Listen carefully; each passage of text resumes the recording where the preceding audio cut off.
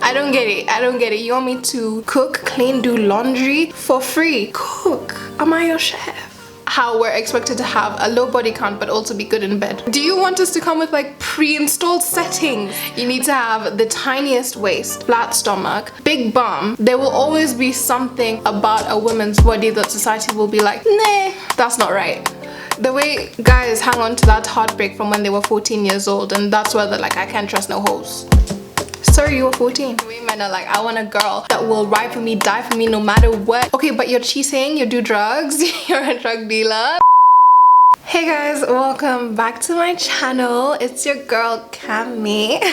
I wanted to do this video. Actually, my friend Addy gave me this video idea because he came to me like, Cami, why do you women have such unrealistic standards for men? And I was like, why do we have unrealistic standards for men? Why do you have unrealistic standards for women? So we go into this kind of like back and forth, and I was like, okay, this is interesting. And he said you should make this a video, so I am, and thank you, Addy. So this week we're going to start off with women, and then next week we're gonna do men. So I went on my Instagram and I asked for both genders. So I asked ladies, what unrealistic pressures, ideals, expectations have men put on you and have society put on you as well in general? And then I asked the same for men, and I got a lot of responses. Didn't realize, especially guys, usually guys don't engage with my posts, but on this one you guys had a lot to say. But that is for next week's video, when we will tackle all the unrealistic pressures, standards, ideals we put on men and society as a whole put on men. But for now, let's focus on the women, because you know, we also have a lot to say. I feel like these standards that are put on us, the ones that are unrealistic, can really hold us back and push us to be people we're not. But also on the flip side, it could push you to do great things. Like the pressure may push you to do a lot of great things. You know, diamonds are made under pressure and all of that stuff. So it can work both ways. So it's all a question of, do these pressures do more harm than good? Personally, I think they do more harm, but I haven't seen your responses yet. All I know is that there are many. So we'll go through them together and we'll see. So yeah, let's get into the video. But before we do, subscribe. Are you subscribed? You need to be subscribed. Why? Because I dropped the gun last week and I said let's do road to 5k subscribers. It will be a long way, but you can help out, so subscribe. Okay, so the first one for women, someone said the pressure to be a homemaker, cook, clean, etc. If you can pay for it, then it's fine. Honestly, am I your maid? Am I on your payroll? I don't get it. I don't get it. You want me to cook, clean, do laundry, do this, do that for free? You must be mad. In my household, it will be split equally between my husband and I. Don't get it twisted, okay? Cook. Am I your chef? But some people do enjoy homemaking and, you know, just making the household nice for their partners, but just don't force it down our throats. We will do it if we want to do it. There's no two ways about it. Am I actually on your payroll for you to be demanding such things from me? You must be insane. Always be polite. If you don't smile, you're upset. Oh my god. Politeness is key for both, you know, genders. All genders. Gender is a spectrum. It's key for everyone, right? But a man can be like, a man doesn't have to smile all the time. He doesn't have to be all chipper and happy all the time. But women are just expected to be just like this placement holders of hi. Hi, just always like nice and like small and cute, and oh god, don't even get me started, man. Your life is complete once you have a career and children. Let's get into the children thing. A lot of women feel pressure to have kids because, you know, apparently that's our main purpose in life, is to reproduce. But there's nothing that says someone has to bear children. If that's not in your cards, that's not in your cards. If you don't want kids, you shouldn't be made to feel bad about that. Society shouldn't make women feel bad for saying, oh, I don't want kids. Because I've been guilty of this. Like if my friend says like, oh, I don't want kids, I'm like, why? But now I've learned it's not by force. That's not everyone's path. We all have our individual paths in life. So please do not put this pressure on women like you have to have kids. If they don't want kids, they don't want kids, you know. Okay, let's get into body count, because a lot of you really just yeah, let's talk about body count for a second. A lot of you guys are saying how women are expected to have a low body count. First of all, let's start there. Why? Ask yourself why. Really delve in and ask yourself, why is it that guys can have the highest body count, but if I have even like maybe one less than another guy or the same amount as a guy, I'm a slut, I'm a hoe? Society stresses me out. You guys stress me out. Like, and then a lot of you ladies also said how we're expected to have a low body count but also be good in bed. Do you want us to come with like pre-installed settings? Like it's like an on switch, you go to settings like on your phone, you turn it on and all of a sudden we're amazing in bed. Are you guys okay? Like, does that make sense to you? So you want a girl, say with a body count of 0 or at most 3, right? And then you go and smash her and then you go tell your boys, oh, she was trash in bed, my guy. What do you want? What do you want? Because the only way people can get good sexually is to have sexual experiences. So you need to align what you actually want and break it down for us simply, because it seems that you guys just want us to be robots with pre-installed settings. Next. Someone said, why men feel the need to explain things to me as if I'm a child. And then act weird when I say, oh, I know that already, or expect me to be grateful or surprised. Guys, this is called mansplaining, okay? I don't think men do this intentionally to be condescending, it's just how they are. When guys like explain things to you slowly as if you don't understand what they're saying. Say in a group of people and then they mention a topic and I'm just keeping quiet. Like a man will turn to me and be like, oh, this means this and that, and I'll be like, oh yeah, I know. And then they'll be like, okay, sorry. Do we not have the same brain capacity? Like, am I not meant to know a lot of things?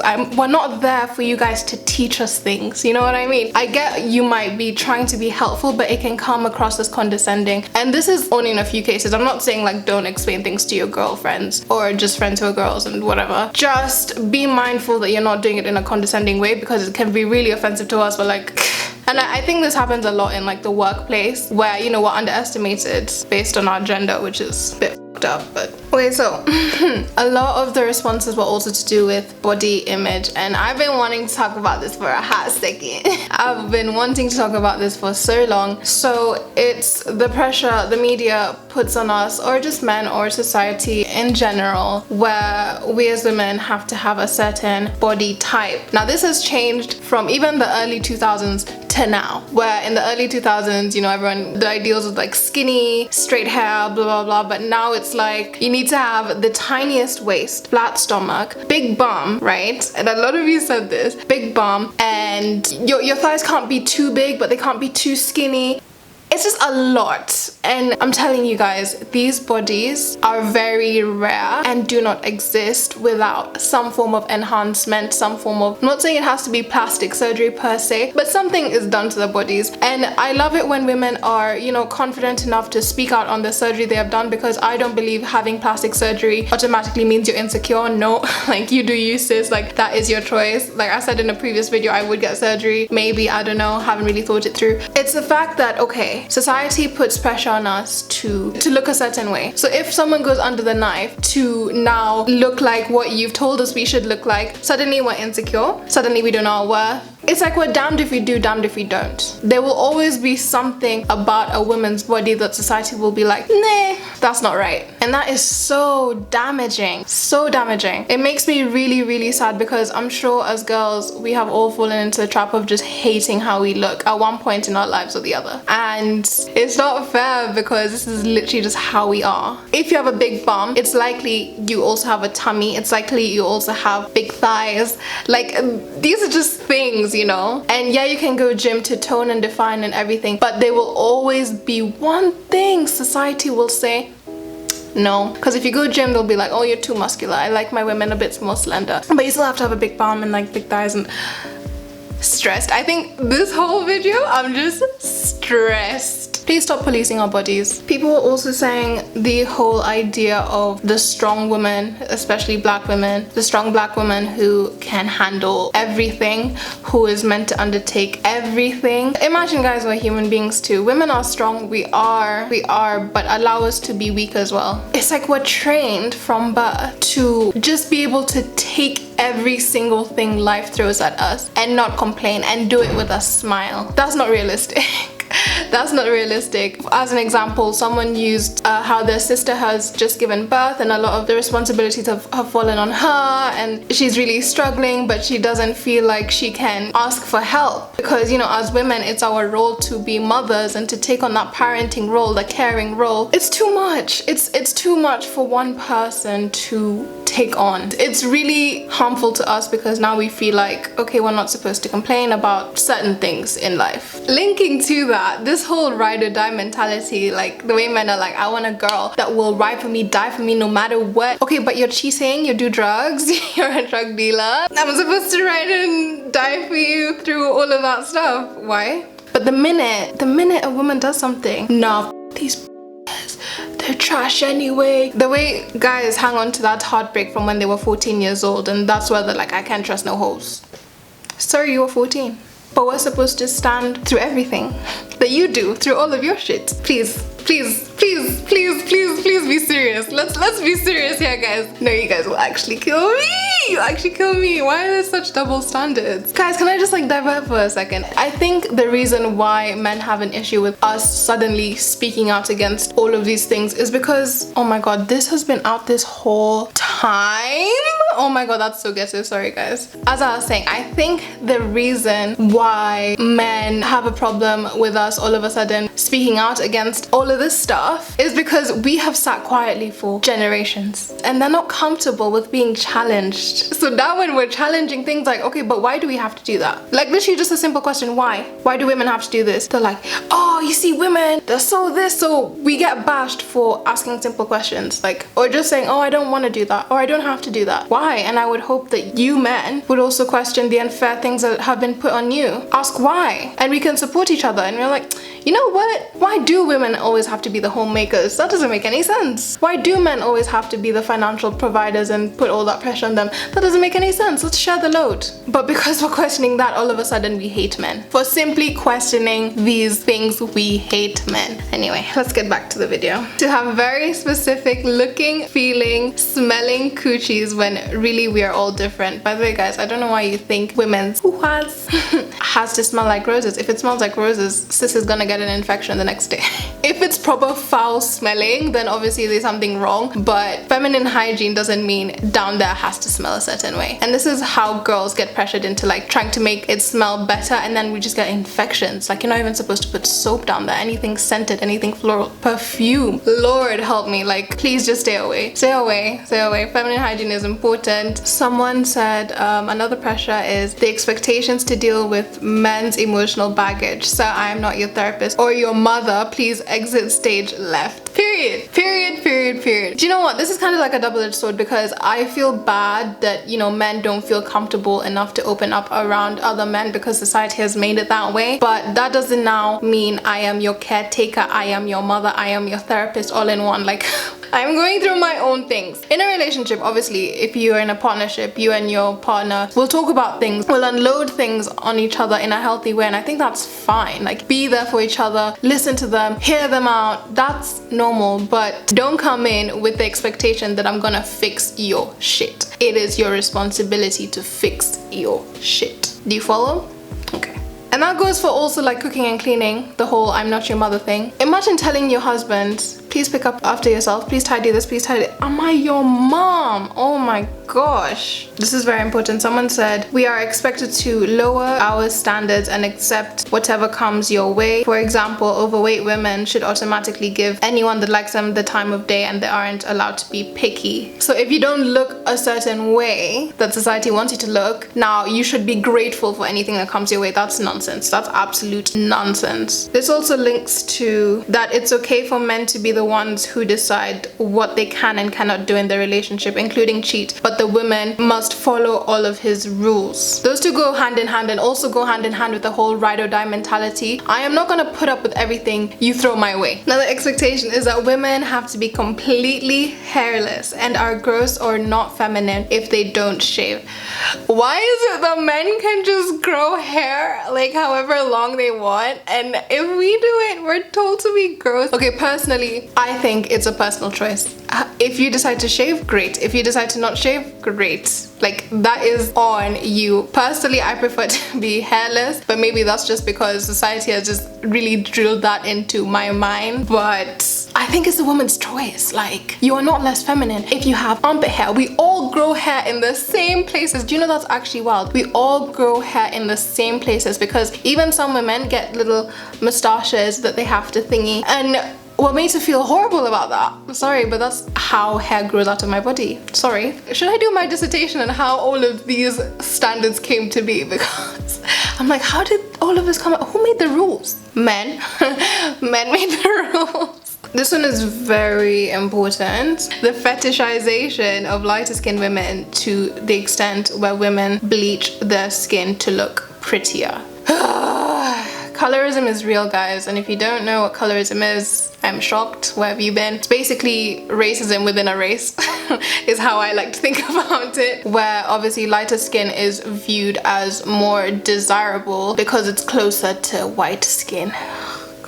Obviously that's a load of nonsense, and it's such a shame that it's still a thing, especially in African countries where darker skinned people are even outcasted in some societies because the skin is dark. Like, I'm not a dark skinned woman, but I'm also not like the lightest person in the world, if that makes sense. So I've definitely had privileges in my life because of my skin. Like, growing up in Kenya, I have gotten comments like, oh, you're so pretty because you're light skinned, this that, and the other. And as a kid growing up, you don't really think much of it, and then when you grow up looking back, you're like, that is so fucked up. And I think light-skinned women need to acknowledge their privilege and uplift dark-skinned women. And this doesn't actually just apply to women. We see it more with women, but it also applies to men. How does that make any sense? Your skin tone determines your attractiveness. Does that make any sense to you guys? Skin tone determining one's attractiveness. That blows my mind. Like, alright, well, that's it for this week's video. As you can tell, I got very, very, very heated because some of these things are just ridiculous. Not some, almost all of them I read are just ridiculous.